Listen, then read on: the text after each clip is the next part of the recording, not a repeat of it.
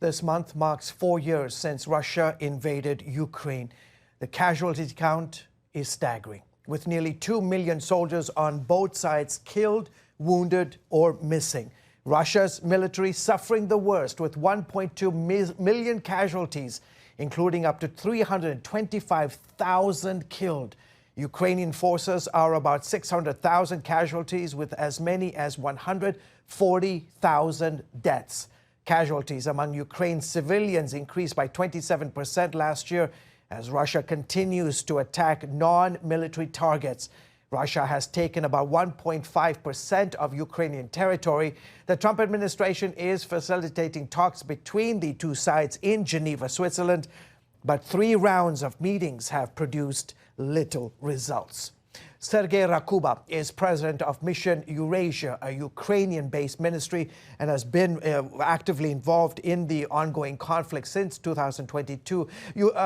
Sergei, as the war approaches its 4th year, tell us, how has daily life in Ukraine changed? George, it's so good to be with you on the show, and it's hard to believe it's been 4 years since that terrible war started, since first bomb started falling on capital of Ukraine and all the major cities of that beautiful country. So this 4 years, it was so exhausting. It was so tiring for people. You know, there are lots of fear, there are lots of uncertainty, but Ukrainian people continue to be so resilient, and they are weary, they are tired, they are exhausted. But what I hear from people, you know, in their day-to-day interactions, they want to stand to the end to defend their freedom, their sovereignty, and their existence. And this is what's happening in Ukraine. In 4 years, you know, lots of resources been spent. There are less humanitarian aid available for Ukrainian people today. I'm talking about the global networks. But Ukrainian people, families, they continue to stand. Even the bombs continue falling on their quarters, on their towns and villages. Ukrainian families, they continue praying, they continue standing, they continue, their sons and their brothers, their fathers continue defending their nation. And, you know, in this fourth dark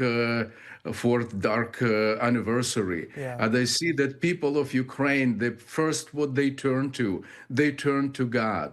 And this year, the National Day of Prayer, approved by the President of Ukraine, Vladimir Zelensky, which is going to be led by the Ukrainian church, will be calling again nation to prayer, nation to stand for their existence, for their freedom. And this is what's happening today in 4 years since the war started in Ukraine. You talked a little bit about the spirit of resilience, and the reality, Sergei, is that the Ukrainian Protestant evangelical community has played a monumental role in that resilience. Talk about this real quickly and how the church is doing 4 years on.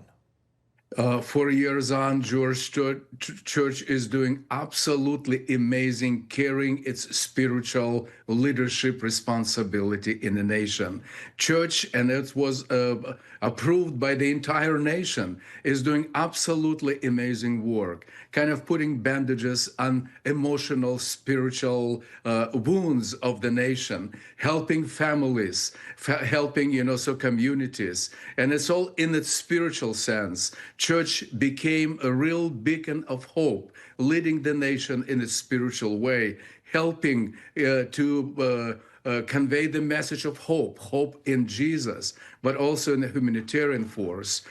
I can see the thousands and thousands, tens of thousands volunteers who are on behalf of national church communities, Christian entities in Ukraine, continue fighting on the front line of that humanitarian war, helping those who are in need. As men are fighting for their nation and with the weapons in their hands on the front line, those who cannot serve, they are on the second line. They are helping. they're supporting their soldiers, they're supporting the army, but also every other man, as I know, in Ukrainian church who is capable, they want to be chaplains, supporting hurting communities, soldiers, families, orphans, widows, and you can name it. Yeah. So the church is doing absolutely amazing work. They're tired.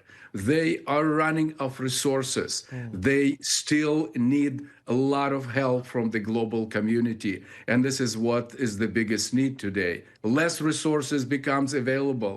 And we understand there are many wars are fought in this world. But Ukraine, when continues fighting for its freedom, for its existence, for its sovereignty, they need help more today than ever before. Yeah, terrific. And you guys at Mission Eurasia are continuing to do that very, very important work. Sergei, as always, thank you so much for coming on the broadcast. Appreciate your time.